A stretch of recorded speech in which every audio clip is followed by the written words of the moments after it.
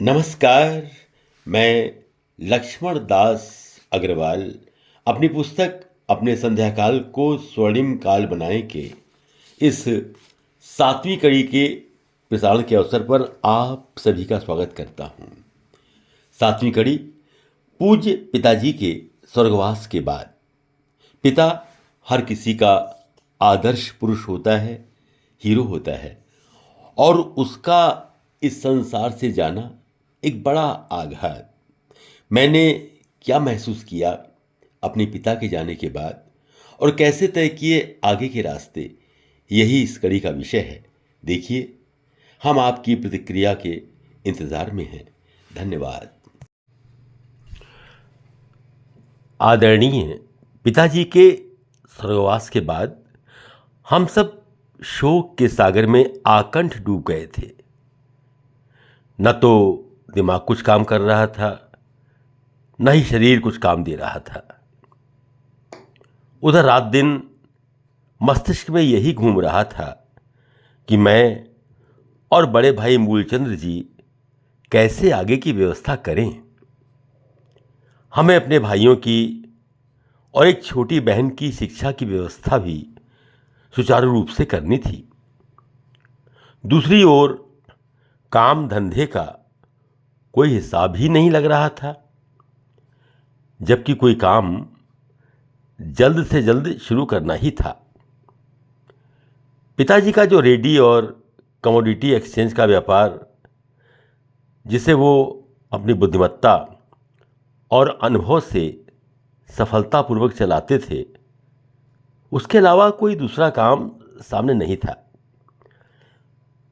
तो हमारे भाई साहब बहुत परेशान हुए। तब हमारे बड़े मामा जी श्री द्वारका प्रसाद जी, जो हमारे यहाँ ही बैठा करते थे, उन्होंने कहा, थोड़ा बहुत कमोडिटी एक्सचेंज का काम करते रहो, इससे मन भी लगता रहेगा। लेकिन 2-3 महीने में ही उन्होंने 40-50 हजार रुपए का नुकसान कर दिया। हमारे रिश्तेदारों ने, माँ ने और मैंने भाई साहब को समझाया कि यह काम हमको नहीं करना चाहिए और इसे बिल्कुल बंद कर देना चाहिए। बड़े भाई साहब ने भी वचन दिया कि अब वो आगे ये काम नहीं करेंगे। अक्सर हम लोगों को लगता है कि बच्चे न कुछ देखते हैं, न समझते हैं, बस अपने में ही मस्त रहते हैं। लेकिन ऐसा है नहीं। बच्चे भी सब कुछ देखते समझते हैं और अपनी समझ के हिसाब से वे निर्णय भी ले लेते हैं। अब इधर जब इस नुकसान की चर्चा परिवार में चली और ये भी बात परिवार में सबको पता लग गई कि हमारे पास कोई काम इस समय नहीं है, तब हमारे 2 छोटे भाई सत्येंद्र कुमार और कृष्ण कुमार, जो उस समय 12 और 10 वर्ष की उम्र के थे और बैप्टिस्ट मिशन स्कूल में पढ़ते थे, जो हमारे घर से लगभग 6 किलोमीटर दूर था, उन्होंने इस स्थिति को महसूस किया और अपने स्तर पर ही तय कर लिया कि वह स्कूल रिक्शा की बजाय पैदल जाएंगे, और उन्होंने हम लोगों को बिना बताए रिक्शा छोड़कर पैदल जाना शुरू कर दिया। जब हमें पता लगा, तब हमने बड़े प्यार से उन्हें समझाया और आश्वस्त किया कि ऐसी कोई बात नहीं है, हम एक काम को बंद कर चुके हैं, लेकिन शीघ्र ही नया काम शुरू करेंगे। हमारे बड़े मामा जी श्री द्वारका प्रसाद जी ने बताया कि हम फर्म रामचंद्र पूरनचंद में व्यापार का पुनः आरंभ, खाद्यान्न की आढ़त का काम शुरू कर सकते हैं, और इसके लिए उन्होंने पंडित बिहारी लाल जी से बात की है, जो हमारे भी परिचित थे। उस समय पंडित बिहारी लाल जी सेठ मगनमल नेमीचंद जी के यहाँ काम कर रहे थे। उनसे हमारी बातचीत हुई और उन्होंने हमारी फर्म रामचंद्र पूरनचंद में काम करना स्वीकार कर लिया। हमने उनको मासिक वेतन के अलावा अपनी आमदनी में से 10% हिस्सा देना भी स्वीकार किया। पंडित बिहारी लाल जी बहुत ही सुलझे हुए आदमी थे। व्यापार का उन्हें अच्छा खासा अनुभव था और काम को कैसे करना है इसे वो जानते थे। हमने फिलिपगंज की अपनी दुकान पर यह आढ़त का काम शुरू कर दिया। पंडित बिहारी लाल जी सचमुच बड़े ही कर्मठ आदमी थे। उन्होंने आते ही न केवल काम की अच्छी शुरुआत की, बल्कि उसे तेजी से कैसे विस्तार देना है इसकी योजना भी बना डाली। वे रोजाना कम से कम 50 चिट्ठियां व्यापारियों को लिखते थे। उनके आने से दूर दराज के प्रदेशों, यहाँ तक कि राजस्थान और मध्य प्रदेश से भी बहुत से व्यापारियों का माल हमारे यहाँ बिकने के लिए आने लगा। हमारे यहाँ इतना माल आने लगा कि हमारे सारे गोदाम भर गए और हमें किराए पर गोदाम लेने पड़े। मैं इस बीच LLB कर चुका था। मैंने और भाई साहब ने विचार किया कि यदि मैं किसी अनुभवी और प्रतिष्ठित वकील के जूनियर के रूप में काम करूं, तो यह अनुभव यदि वकालत में पर्याप्त सफल न हो तो आगे व्यापार में भी काम आ सकता है। उस समय राय बहादुर कन्हैयालाल वकालत के क्षेत्र में एक बहुत बड़ा नाम था। वे मेरे मित्र के बाबा थे। मैंने जाकर जब उनसे ये इच्छा जताई कि मैं उनके यहाँ एक जूनियर के रूप में उनकी छत्रछाया में काम करना चाहता हूँ, तो उन्होंने सहर्ष सहमति दे दी। मुझे सचमुच बहुत खुशी हुई और मैं दूसरे ही दिन सिविल कोर्ट जाने लगा। नया काम, नया अनुभव और जो कुछ मैंने पढ़ा था उससे बिल्कुल अलग जिंदगी। मैं लगभग 6 महीने तक सिविल कोर्ट गया, लेकिन मुझे बहुत जल्दी ही ये समझ में आ गया कि यह कचहरी की दुनिया मेरे लिए नहीं है और मैंने वकालत का कार्य छोड़ दिया।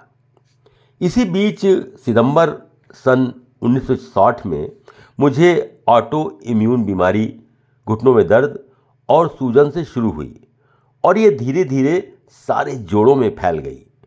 उस समय के डॉक्टर MP मल्होत्रा और डॉक्टर AN राजदान जैसे बड़े बड़े डॉक्टरों को दिखाया और उनसे इलाज भी कराया, लेकिन कोई लाभ नहीं हुआ। ये सब कुछ जितना मेरे लिए कष्टकर था, उससे कहीं अधिक मेरे परिवार वालों के लिए था। मेरी इस बीमारी ने पिताजी के देहावसान के दुख को तो भुला दिया और मेरे बड़े भाई के दिलो दिमाग में केवल एक ही बात घूमने लगी कि अपने भाई का कहाँ और कैसे और किस प्रकार इलाज कराया जाए। यहाँ तक कि घरवालों ने कुछ तंत्र मंत्र वालों और महंतों से भी संपर्क किया और उनमें से 1-2 लोगों ने तो भविष्यवाणी कर दी कि अब लक्ष्मण दास की उम्र ज़्यादा नहीं है। इससे सभी लोग घबरा गए। किसी भी रोग में रोगी की दृढ़ इच्छा शक्ति और सकारात्मक सोच उसके रोग से लड़ने की क्षमता में बहुत सहायक होती है। उस समय डॉक्टर चंद्रशेखर दामोदर पांडे, जो मूल रूप से देवास, इंदौर के रहने वाले थे, कार्तिक स्नान के लिए मथुरा आया करते थे। यहाँ उनकी बिरला मंदिर के सामने एक बहुत बड़ी कोठी थी। वे एक बड़े ही प्रतिष्ठित, अनुभवी और सीनियर डॉक्टर थे। उन्होंने इंग्लैंड से FRCS की डिग्री हासिल की थी। अपने बड़े पुत्र की मृत्यु के कारण उनका मन संसार से उचट गया था। वे तो संन्यास लेना चाहते थे, लेकिन उनके गुरुजी ने उनसे कहा कि तुम्हें ईश्वर ने इतना अच्छा डॉक्टरी का ज्ञान दिया है, तो तुम उस विद्या को मानव की सेवा में अर्पित कर दो। यही तुम्हारा सबसे बड़ा धर्म होगा। तुम्हें मानवता की सेवा करनी है, इसलिए संन्यास तुम्हारे लिए उचित नहीं है। उन्होंने इस पर संन्यास का विचार त्याग दिया और वे रोगियों का मुफ्त इलाज करने लगे। उनकी एक बहुत अच्छी टीम थी, जिसमें एक कंपाउंडर, एक केमिस्ट और 2-3 मेड आया थीं। यह टीम ऑपरेशन से लेकर चिकित्सा के सभी कार्य कर लेती थी। उनका रूटीन भी सबसे अलग था। डॉक्टर साहब सुबह 4 बजे उठकर स्नान आदि कर 12 बजे तक भगवान कृष्ण की पूजा अर्चना करते थे और उसके बाद 2 बजे से मरीजों को देखते और उनका इलाज करते थे। मेरी माँ पहले कभी उनसे इलाज करा चुकी थी और एक बड़ी गंभीर बीमारी से ठीक भी हुई थी। जब उन्हें डॉक्टर साहब के बारे में पता लगा कि वो मथुरा आए हुए हैं, तो यह तय हुआ कि उनसे ही मेरा इलाज कराया जाए। अब समस्या यह आई कि रहा कहाँ जाए। बिरला मंदिर के बाहर 4 क्वार्टर बने हुए थे, लेकिन उनमें बिजली नहीं थी। अब जब इलाज कराना ही था तो सुविधा और असुविधा का सवाल ही कहाँ था। हमने उनमें से एक क्वार्टर ले लिया और बिना बिजली के लालटेन की रोशनी में ही हम काम चला लेंगे, यह तय हो गया। लगभग 4 महीने हमने वहाँ निवास किया। डॉक्टर साहब का इलाज तो जो था वो था, लेकिन उनका व्यवहार और मरीज को समझाने का ढंग ऐसा था कि आधी बीमारी तो वहीं ख़त्म हो जाती थी। अपने नियम के अनुसार वह लगभग 1 बजे मुझे देखने आते थे और एक मीठी मुस्कान के साथ पहले तो पिछले दिन का हाल चाल पूछते, फिर सांत्वना देते थे और फिर बता देते थे कि क्या करना है। बड़ी ही सावधानी से मामूली और हल्की दवाइयों से उन्होंने इलाज शुरू किया। उन्हें भगवान पर विश्वास था और हमें डॉक्टर साहब पर। मैं वहाँ 4 महीने रहा और 4 महीने में ही इस लायक हो गया कि लाठी टेक कर चल सकूं। मुझे याद है कि हम वहाँ 20 सितंबर सन 1960 को पहुँचे थे और 3 जनवरी सन 1961 को हम वापस आगरा आ गए। मेरे बड़े भाई साहब जो हमारे साथ ही वहाँ रहते थे, बीच बीच में आगरा आते थे, लेकिन जहाँ तक व्यापार का सवाल है, उसे छोटे भाई पूरनचंद जो उस समय बीकाम में पढ़ते थे, पंडित बिहारी लाल जी और बड़े मामा जी श्री द्वारका प्रसाद जी के साथ मिलकर संभाल रहे थे। इस तरह एक और तो हम लोग यानी मेरी पत्नी, मेरी माँ और बड़े भाई साहब मूलचंद जी, ये मिलकर मेरे रोग से युद्ध कर रहे थे और दूसरी ओर हमारा व्यापार भी किसी ना किसी तरह मैनेज हो ही रहा था। काम तो खूब आया, लेकिन आमदनी ज़्यादा नहीं हो रही थी। इतने पर भी हम गल्ले की आढ़त का व्यापार करते रहे। खाद्यान्न के व्यापार पर सरकार ने बहुत सारे कंट्रोल लागू कर रखे थे, जिससे हमारे लिए कई मुसीबतें खड़ी हो गईं। फूड इंस्पेक्टर इंस्पेक्शन के बहाने चाहे जब आ धमकता और कोई ना कोई गलती निकाल कर वो हमसे पैसे ऐंठने का रास्ता निकाल ही लेता। मेरी अभी तक समझ में नहीं आया कि सरकार सीधे सीधे कानून क्यों नहीं बनाती है। कानून बनाते समय व्यवहारिक दृष्टिकोण क्यों नहीं रखती है। क्यों हर कानून में रास्ता छोड़ दिया जाता है। कोई ना कोई ऐसा अव्यवहारिक नियम या ऐसी शर्त होती है जिसका लाभ उठाकर व्यापारी को इंस्पेक्टर या अधिकारी परेशान करते रहते हैं। एक बार की बात बताऊं, एक फूड इंस्पेक्टर ने इंस्पेक्शन किया और अपने चालान में लिखा कि आपके गोदाम पर 1.5 बोरी चना अधिक पाया गया। अब इसमें सच्चाई ये थी कि बाहर के व्यापारी जब माल लाते थे और स्टोर में रखते थे और फिर वापस ले जाते थे, तो स्टोर में रखने और निकालने के दौरान बोरियों से कुछ ना कुछ चना नीचे गिर ही जाता था, जिन्हें बाद में हमारा स्टाफ उठाकर बोरियों में भरकर रख देता था। बस वही चने की 1.5 बोरियां बढ़ रही थीं।